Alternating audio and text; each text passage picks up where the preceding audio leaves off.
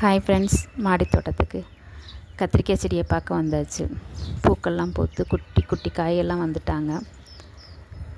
நான் மாடி தோட்டம் ஆரம்பிக்கும் போது பூச்செடிகள்லாம் நிறையா இருக்கணும் அப்படின்னு நினச்சி தான் ஆரம்பித்தது. ஆனால் காலப்போக்கில் நிறைய காய்கறிகள்லாம் வளர்க்கணும் அப்படிங்கிற மாதிரி மைண்டு மாறிடுச்சு. ஆனால் பூச்செடிக்கும் காய்கறி வளர்க்குறதுக்கும் நிறைய வித்தியாசம் இருக்குது. இப்போ ஒரு பூச்செடி நம்ம வளர்க்குறோம், சரியாக பூக்களை செடி வரல அப்படின்னு சொல்லிட்டு அசால்ட்டாக நம்ம என்ன பண்ணிடுவோம், எடுத்து போட்டுட்டு அடுத்த செடி வாங்கி வச்சுருவோம். ஆனால் காய்கறியில் அந்த மாதிரி மனசே வர மாட்டேங்குது. அதை பார்த்து பார்த்து வளர்க்குறது ஒரு குழந்தைய வளர்க்குற மாதிரி தான் நம்மளுக்கு இருக்குது. ஏன்னா அது வளரணும், பூ கரெக்டாக வைக்கணும், கொட்டாமல் இருக்கணும், அதுக்கப்புறம் காய் நல்லா வந்துடணும்.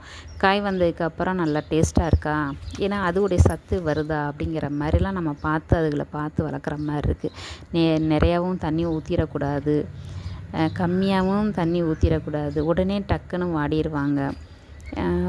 பூச்சிகள் வராமல் அது தாக்காமல் இருக்கணும் அப்படிங்கிற மாதிரி நிறைய சின்ன சின்ன விஷயங்களோட எனக்கு மாடி தோட்டம் தான் எல்லாமே கற்றுக் கொடுத்துக்கிட்டு இருக்கு.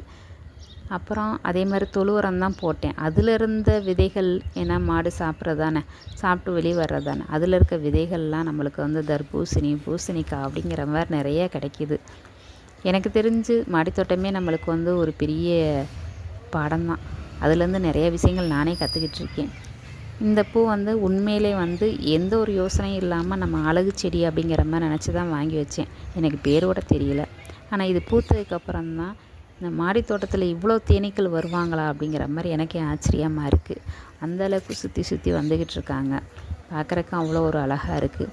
பெரும்பாலும் நம்மளுடைய பூச்செடிகளுக்கு அதிகமான தேனீக்கள் வந்துட்டாங்களே, இந்த செடி நல்லா இருக்குன்னு அர்த்தம். ஏன்னா நம்ம கெமிக்கலாக எதுவுமே போடலை, நல்ல உரங்கள் தான் நம்ம கொடுத்துக்கிட்டு இருக்கோம்.